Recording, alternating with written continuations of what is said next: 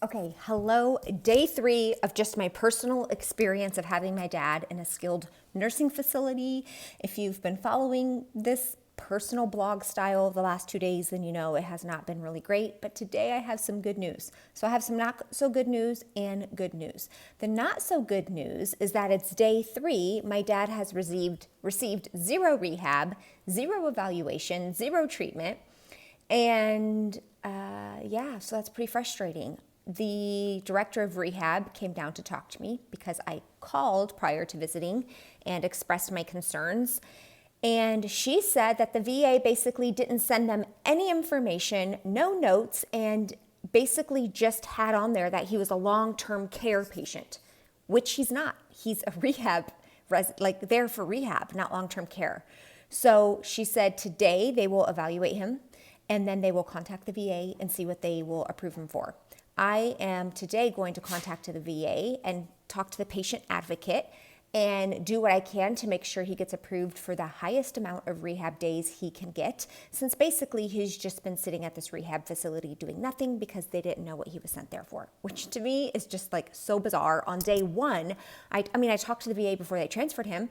On day 2, when nobody had come there, I called the social worker and left a message. She called me back and said she verified everything was correct. So it's like, where's the ball dropping? Sometimes I have found that it feels like people just want to give an answer to get you to go away or hang up the phone instead of actually doing any work to look into things. That's a whole nother video. I can talk about multiple examples. But anyway, so that's like the not so good news. But the good news is I asked them to get my dad into a wheelchair. This is the first time in over 1 month my dad has been upright, has been out of a bed. And he was so scared. My dad kept saying, I initially brought it up to my dad, said, hey dad, would you like to go into a wheelchair and let me show you around the facility? And he said, well, that would be nice. But then reality set in when the 2 nursing aides came in and then they brought the Hoyer lift because my dad can't help transfer at all. And so he just kept saying, this isn't a good idea. This isn't a good idea. Let's stop. Don't do anything. Credit to those 2 nursing aides. They just listened to him. They didn't not stop, but I was in there the whole time and I was just talking to my dad, you're doing great. It's okay. You're going to be safe. This is the best place for you to test, getting out of bed. And, he was getting really, really scared. And I just said, Dad, what are you most scared of? And he said he was scared of falling. And actually that's a very common concern in many elderly people, and especially people who have fallen before, to the point where it can be a negative consequence in their life because they get so scared of falling that they stop doing things, which was a lot of my dad's issue. And so knowing that, him kind of moaning and saying stop and this isn't a good idea, understanding that it was about the fear of falling and being able to talk about, we're all here for you. This machine is really great. It's safer than any human. You're in good hands. We're going to be able to take care of anything that happens. Just talking him through that was really helpful.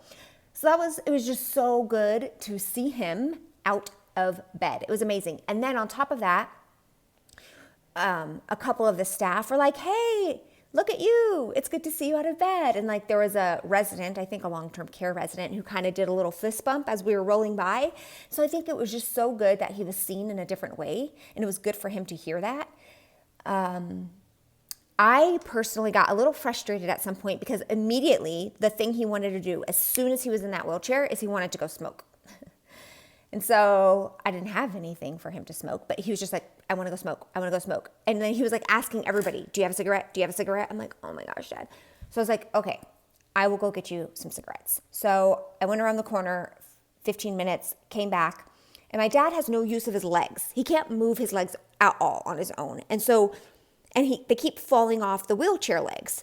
So when I got back, I left him in the lobby. It's air conditioned. There's people around, just to look out the window and see something different.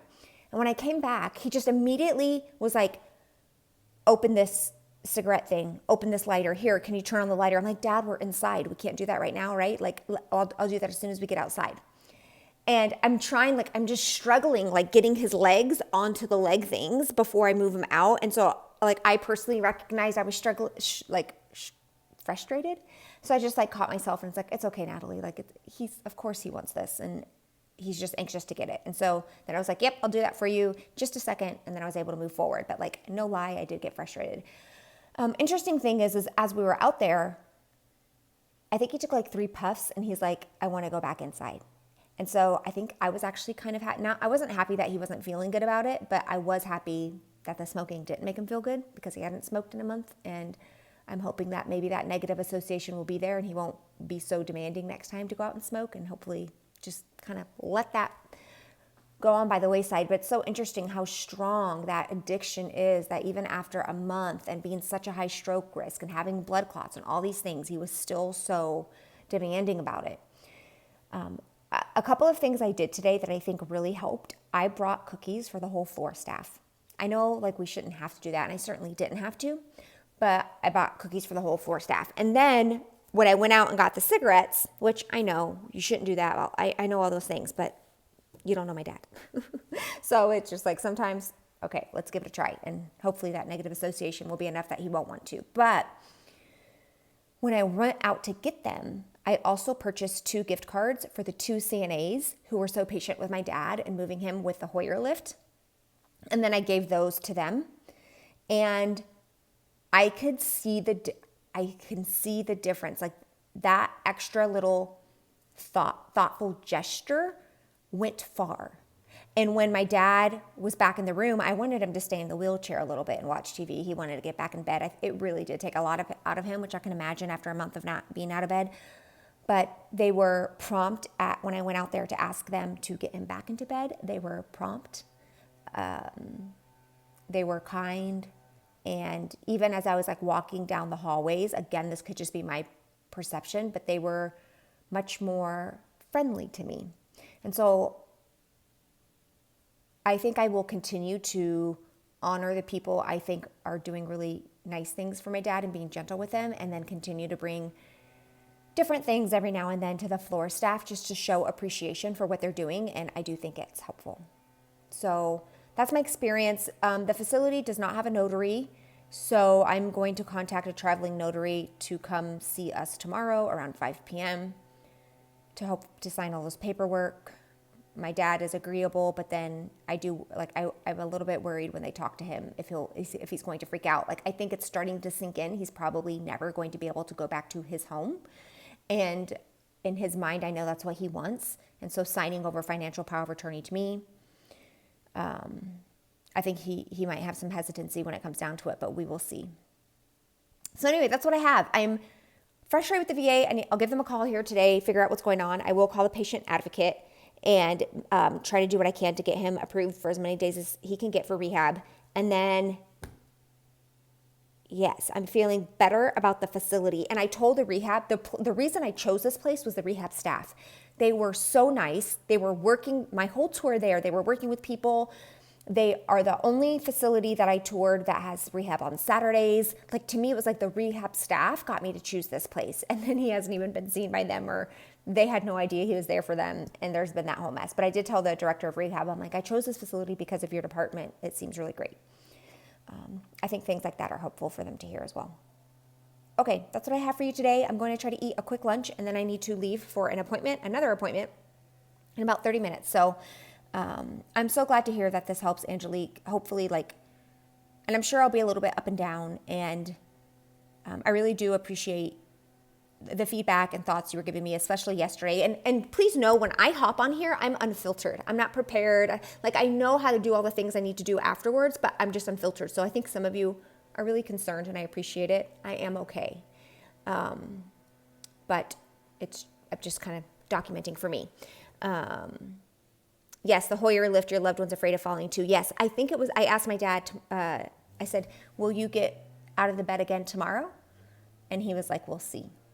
But I'm like, you kind of that alone should be sinking in. Like, you're not going to be able to ever go back home if you don't get out of bed. But I think I could see his upset with me after a while. Like, he was getting so tired, and then it's like getting in the Hoyer lift again to go back into bed.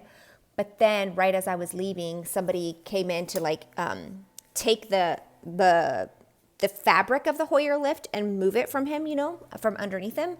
And he said something like, I have a good daughter, don't I? And I was like, okay. So he could be frustrated with me all he wants, but I know deep down it's all right. So, okay, I'm sending love to you all. I'm going to go eat some lunch, and thank you all.